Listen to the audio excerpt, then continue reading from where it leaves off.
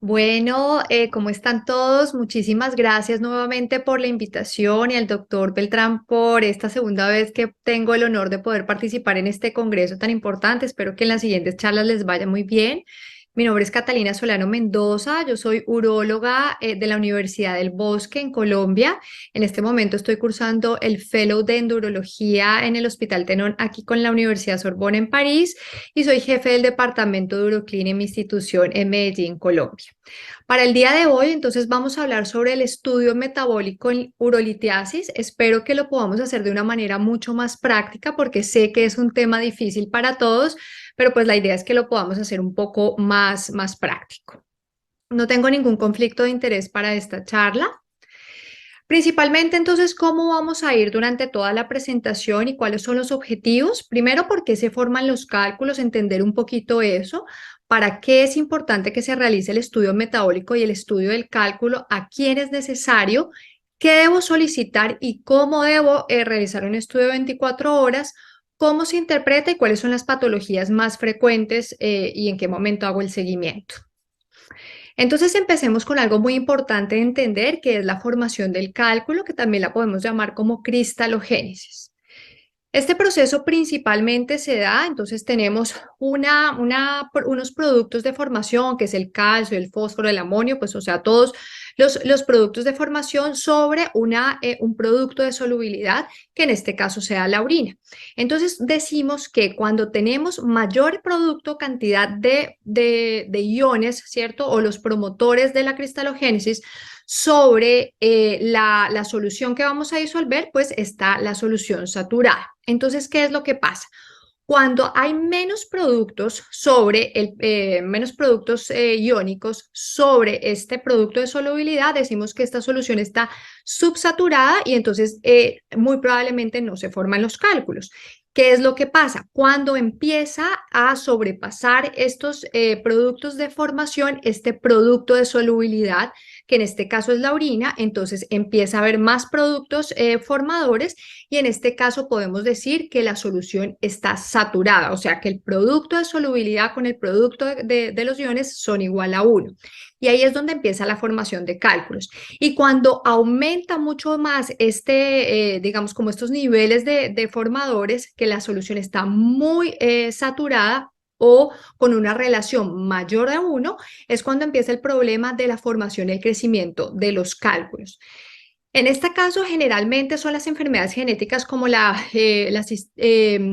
cálculos de cistina, en las que están con una zona, digamos, en la zona metaestable que está saturada. Generalmente son problemas o desórdenes nutricionales y en la forma ideal, que es donde no se forman cálculos, que es la zona subsaturada, generalmente lo mejoramos con la ingesta de líquidos, ¿cierto? Produciendo más diuresis. Es importante tener en cuenta acá que hay dos factores que van a alterar esta saturación de la orina, que es principalmente el pH y la temperatura. Entonces, ¿cómo se va a formar el cálculo? Ya sabemos, una sobresaturación, entonces mayor concentración molar, empiezan entonces a crecer estas partículas, ¿cierto? La germinación cristalina, que cuando son así de pequeñas no hay ningún problema. El problema es cuando empieza a crecer este tipo de partículas porque permite que se agreguen y formen cálculos o partículas más grandes, que es ahí donde se pueden retener, ¿cierto? En los túbulos o empiezan a unirse entre ellas y empieza a agregarse con otros cristales y la formación también cristalina. Entonces, hasta acá digamos que es algo básico que tenemos que entender. Ahora sí entremos al tema que es el estudio metabólico. ¿Por qué es importante realizar este estudio metabólico? Porque sabemos que la urolitiasis afecta generalmente del 5 al 10% en la población mundial. La prevalencia se estima que para el 2050 sea aproximadamente del 25%, porque vemos que empieza a aparecer o el aumento de otras enfermedades crónicas no transmisibles que promueven la litiasis, que principalmente es el síndrome metabólico, con ello la diabetes, la hipertensión y la obesidad. Tienen altos costos para el sistema de salud. Se estima que principalmente para Estados Unidos en el 2030 se haga un gasto más o menos de 1.240 millones de dólares solamente en el tratamiento de la litiasis. Además, sabemos que los pacientes con urolitiasis tienen un riesgo del 50% en 5 años a recurrir y casi del 90% a los 10 años. Es muy importante tener en cuenta esto, que la urolitiasis no es solamente esta enfermedad del paciente que tiene un cálculo, la tenemos que manejar como una enfermedad sistémica. Aquí hago, digamos que esta analogía que me parece muy importante y es la verdad con la litiasis, es el primer signo de que algo está mal. Es el primer signo, como le decimos, de la punta del iceberg. Tenemos que ahondar un poquito más en qué puede tener este paciente. Entonces, se ha visto una asociación muy importante de los pacientes de síndrome metabólico que forma litiasis y adicionalmente de litiasis que puede formar síndrome metabólico.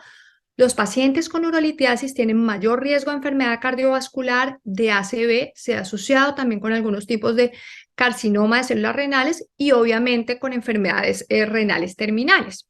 Tenemos que, dependiendo del tipo de cálculo y cuando se asocia principalmente calcio en la orina, hay riesgo de desmineralización ósea y también de fracturas.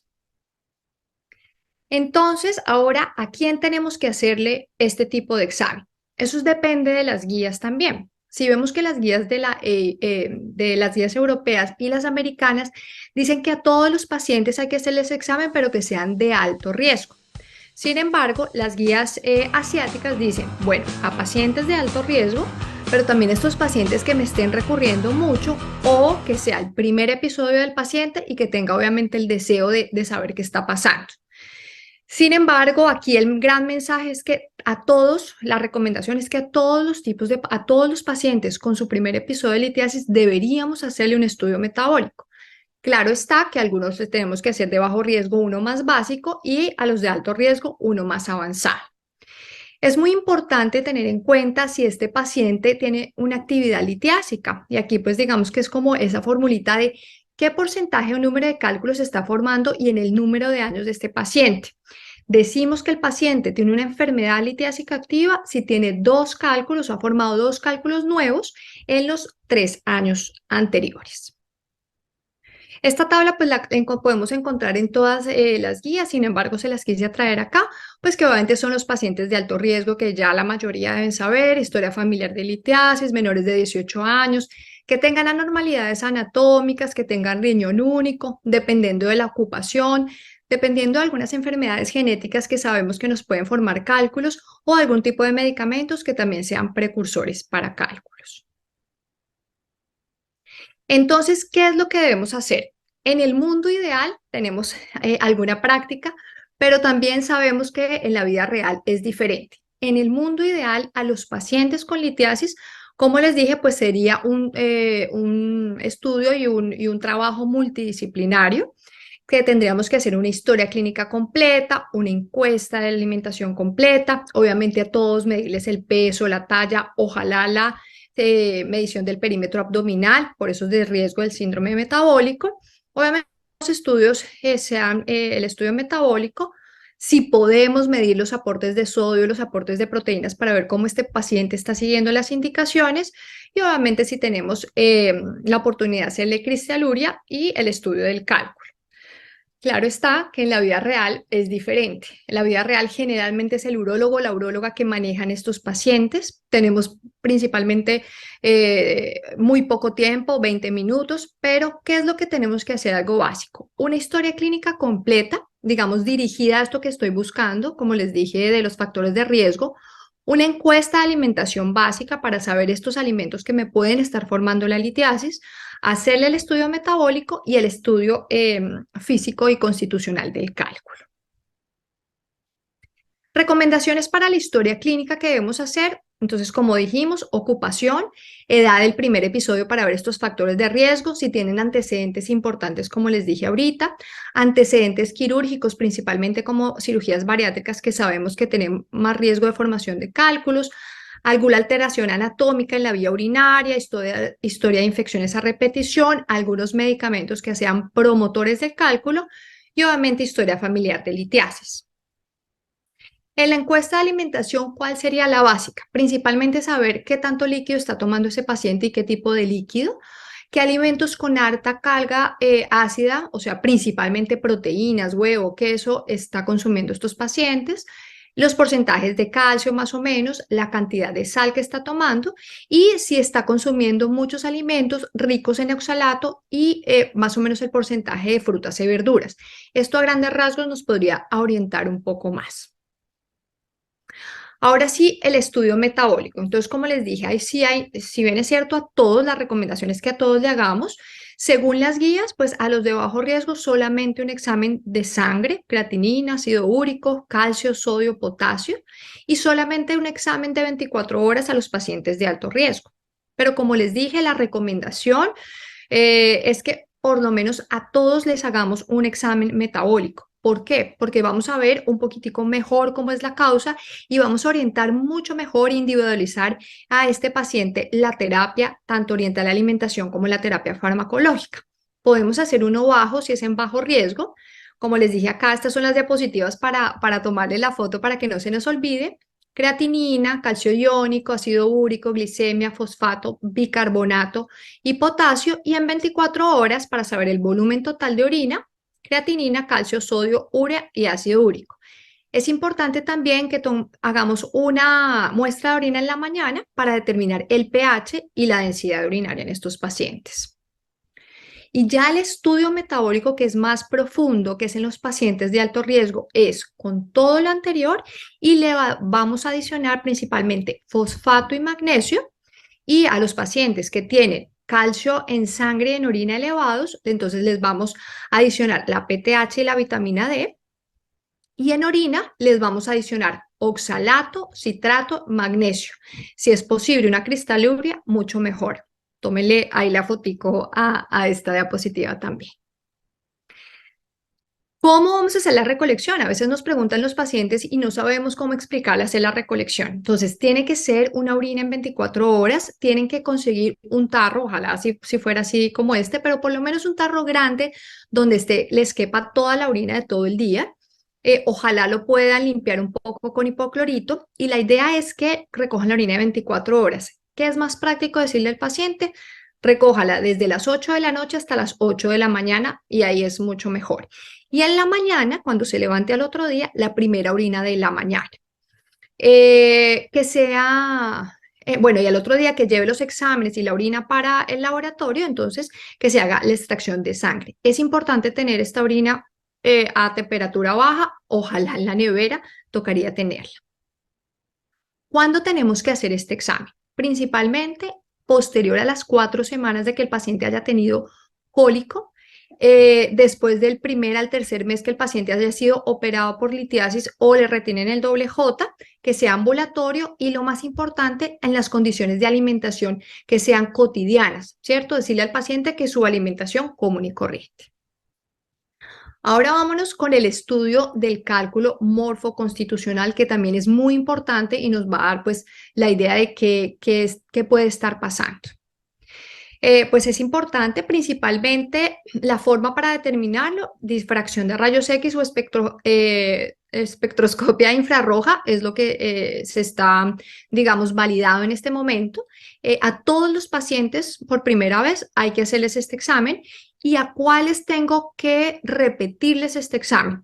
Si es un paciente que me está recurriendo a pesar del tratamiento, si es un paciente que me recurre rápidamente a pesar de que lo dejé 100% libre de cálculos, o si es un paciente que me recurre y lleva un tiempo sin cálculos y me recurre por otro tipo de cálculo, tenemos que obviamente analizarlo.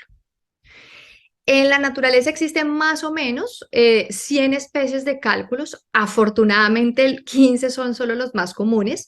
Esta clasificación yo sé que es un poquito difícil, un poco enredada, pero definitivamente la clasificación del doctor Dudón es la que nos da mejor parámetros de principalmente la constitución del cálculo y la morfología del cálculo. Entonces aquí los quise representar con este guante de las 6 gemas, porque aquí nos va a permitir recordar que son 6 tipos de cálculos los más primordiales y que los primeros dedos son los cálculos más relevantes o los más prevalentes, que son los que tenemos en la parte izquierda. Y que cuando veamos este tipo de cálculo tenemos que pensar y lo primero que se nos va a ocurrir a la cabeza es tipo de alteración en el estudio metabólico.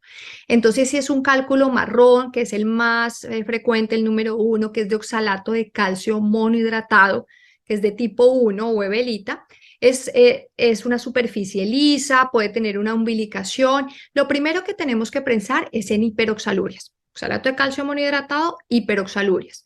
Y puede ser principalmente por la alimentación, ¿sí? Lo más común, o por uropatías, pero también tenemos que pensar en hiperoxalurias primarias. Si ya por el contrario es de tipo 2, que es oxalato de calcio dihidratado, que es un cálculo muy bonito, que es amarillo, que es brillante, que tiene como unos puntas, espículas, este calcio, lo primero que tenemos que llevar a la cabeza es que este paciente puede tener el calcio en la orina que esté elevado. Entre estos dos, entre el monohidratado y el dihidratado, es el 70% de los cálculos, ¿cierto? Y lo más frecuente son hiperoxalurias e hipercalciurias. Ya el cálculo que le sigue, que no es el tercer tipo, sino el cuarto tipo, que es el más frecuente, es la carbapatita, que es aproximadamente el 15%, son cálculos blancos, son como las piedras del río. Son cálculos blancos, son porosos o pueden ser también grises. Y lo primero que tengo que llevarme a la mente es que puede tener el calcio o el fosfato elevado en la orina o que son pacientes con infecciones urinarias a repetición. Y el tercer más frecuente, el cuarto más frecuente, perdón, son los de ácido úrico. Estos cálculos más o menos son el 10% de todos los cálculos. Son piedras muy bonitas porque son piedras naranjas, son piedras o amarillas fuertes, son piedras que son bien lisas, redondas en la mayoría de los cálculos, de los casos. Y lo primero que tengo que pensar, o gota, dependiendo de lo que encuentre, o síndrome metabólico. Sí, es lo más frecuente. Y aquí los dos tipos de cálculos menos frecuentes, que son el de cistina, apenas vean el de cistina, dicen, este es como para hacerle un anillo a mi esposa o a mi pareja, porque son cálculos muy lindos, son cálculos que son brillantes, son cálculos amarillos, parecen realmente, son una roca muy bonita. Y obviamente la característica es que cuando lo estamos haciendo con el láser salen estas burbujas y este olor característico por el ácido sulfúrico, entonces son muy, muy importantes en este caso. Y los últimos, que son los más feos y afortunadamente son los menos frecuentes, son los de proteínas, estos de matriz. Y en lo primero que tengo que pensar, pues generalmente son infecciones. Entonces, definitivamente, dame tu cálculo y te diré quién eres por la alimentación o lo que puede estar ocurriendo. Este también es como para la foto.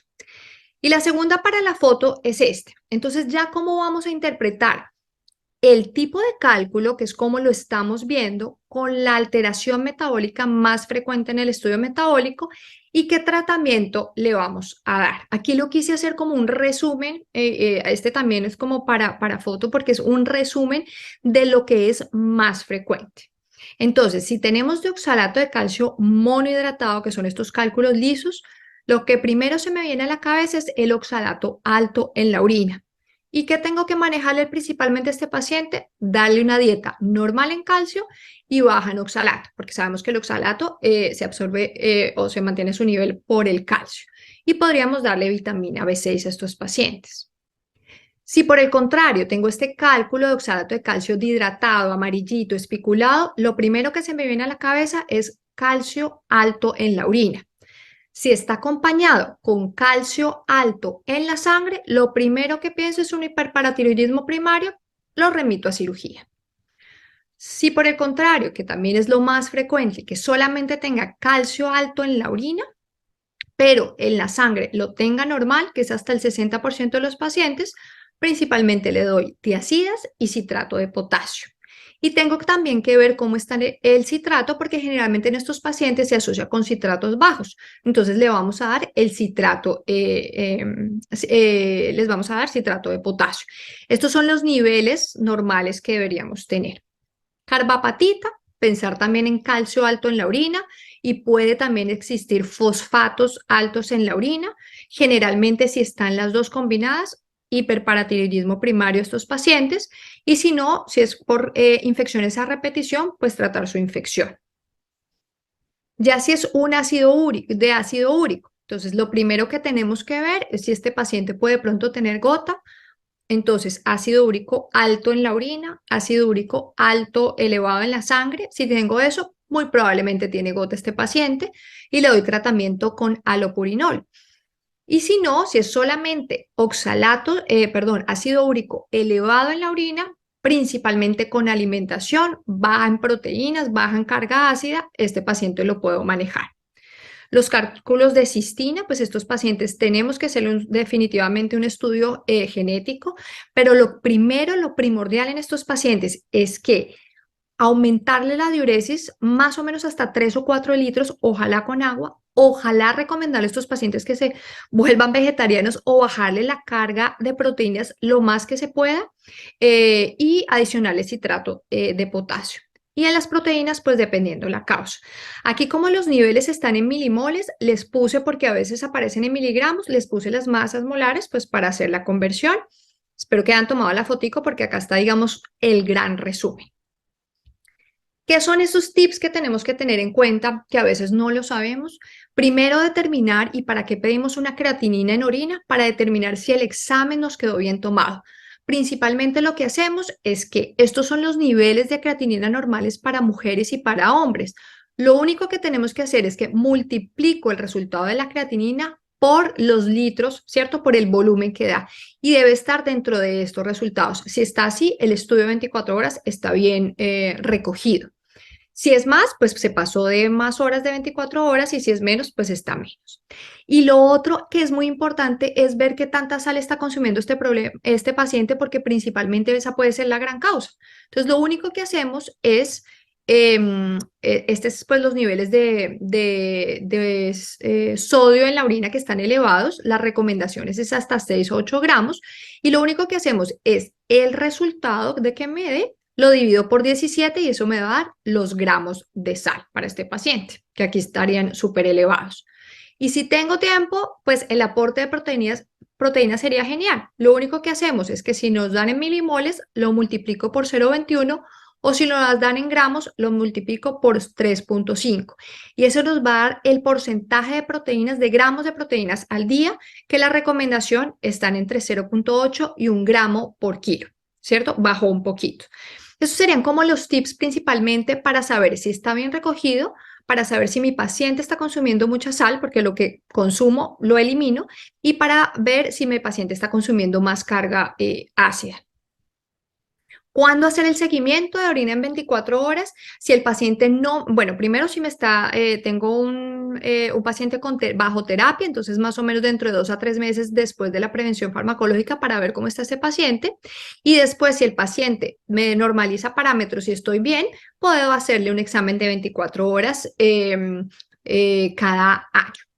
Entonces espero hasta aquí que haya sido clara la presentación, que han tomado las fotos, que es un tema que es muy importante, que ojalá lo podamos hacer a todos y tengamos, digamos, como estas recomendaciones bien presentes. Muchísimas gracias.